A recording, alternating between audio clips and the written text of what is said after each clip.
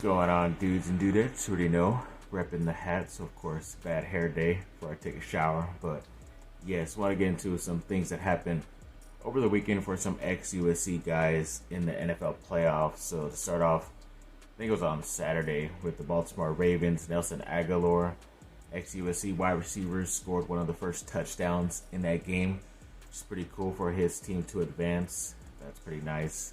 Be able to trust a USC guy wide receiver in the playoffs. Even Robert Woods, the other side for Houston, was playing also, so that was pretty cool to watch. And then yesterday, in the Detroit Lions game versus the Bucks, Amon-Ra St. Brown had a really nice game and scored a touchdown once again. So of course he's stepping up as he has been for that team, and obviously he was a great ex-USC wide receiver as well. And speaking of like that playoffs, if now it's the final four teams, basically it's the championships for the both AFC and NFC. On the AFC side, it is the Baltimore Ravens hosting the Kansas City Chiefs. I know my brother is a more recent Chiefs fan, but I've always kind of wanted to see the Bills finally get to that next stage and probably play in the championship game. I don't know if they have lately with Allen, because it always seems like they get taken out by the Chiefs. He can't ever get past them.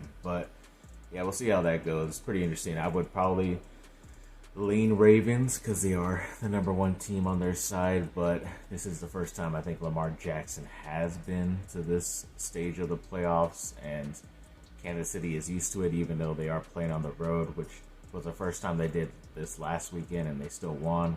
So I don't know. We'll see. That should be a really good matchup. And then on the other side, you have the 49ers hosting the Detroit Lions. So, yeah, it's pretty much my mom and sister's team versus my brother's other team he liked or used to like. I don't know. But, yeah, that should be pretty fun because Detroit has been pretty much the Cinderella in waiting, kind of wanting to get to this stage. And now that they have made it, I don't know if they were just only winning those last two games because they were at home. But yeah, I don't know. We'll see how they do on the road and on the outside, because usually Jared Goff does not play well not in domes in the NFL. So we'll see how that goes. It could be a bloodbath, but I kind of expect a Kansas City San Francisco rematch in the Super Bowl again in a couple weeks. So definitely looking forward to that when that does end up happening or not. And then, yes, there's a report out there that came out from Ohio State. Apparently, they've been spending like $13 million or so and counting on their NIL packages of getting players, whether they're high school transfer portal players and all that stuff, or even keeping players on their team and all that good stuff. But yeah, that's pretty crazy that you're spending that much money, especially for a coach that hasn't really been able to get his team to the promised land. I don't even think they've been to the final game, but they have made it to the final four. But yeah, I don't know. It'd be kind of funny if them and Oregon, who usually likes to spend a bunch of money as well on these top portal guys and all this stuff, if they both end up not winning the championship once again. But yeah, we'll just have to wait and see what happens with that. But like I said, it'd be pretty funny if they don't win. And a bunch of losses this weekend for a bunch of my teams. I'll get into one of Lakers' losses this week a little bit later in the video. But yeah, I guess they were just matching the SoCal weather, which has been dark and gloomy and raining. It's still pretty much raining early this Monday morning. But on the weekend, I think it was Saturday, Duke played against Pittsburgh, who they recently beat by quite a bit amount of points, like 15 plus points, but they lost this close game to Pittsburgh at home, 76-80.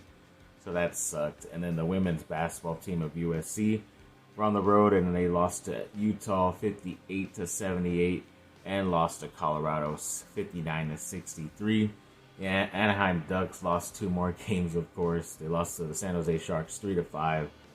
And I guess one of the young guys, Jackson Lacombe, scored his first goal in the loss. And then they also lost to the New York Rangers 2-5 as well. So yeah, a lot of my teams not really putting up an effort, I guess. So it kind of sucks. Hopefully they will get back on their winning ways. I'm kind of accepting that the Ducks aren't going to be making the playoffs this year. And it just pretty much sucks that they are getting really good players, supposedly. But I think it's almost kind of like too that they're close to getting a really good player, but then they just end up not getting that number one overall selection, because I don't think they have gotten the number one overall selection, even though like last year they were considered the worst record and did not get the number one overall pick.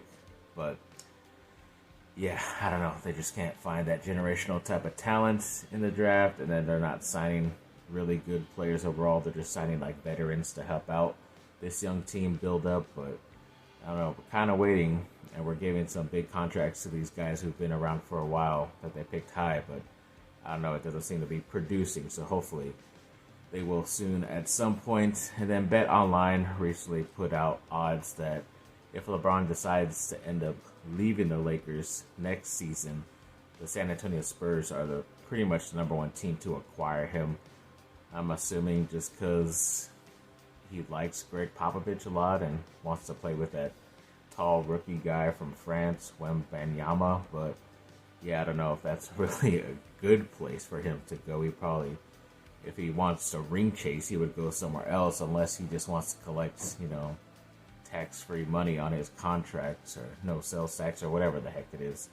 It's just he'll make a lot more money out there while he's preparing to buy his own NBA franchise, and which will most likely be in Vegas if he has enough money with other groups and stuff to put together. But yeah, I don't know, that was kind of interesting that all of a sudden came out of nowhere, even though it doesn't seem like he will be leaving the Lakers this season at all. So that was kind of interesting to be able to see that bit of news. And then, yeah, speaking of that loss the other day, they did lose to Brooklyn 112-130, which pretty much sucked because Brooklyn was looked at a pretty low team, especially record-wise, and the Lakers should have beat them, but then they just gave up too many threes and weren't able to close out that game and make it close. So yeah, that was sucky to see the other day. But then last night they did play against the Portland Trail Blazers, who are luckily an even worse team than Brooklyn, and were able to get that victory last night, 134-110. D'Angelo Russell stepped up with 34 points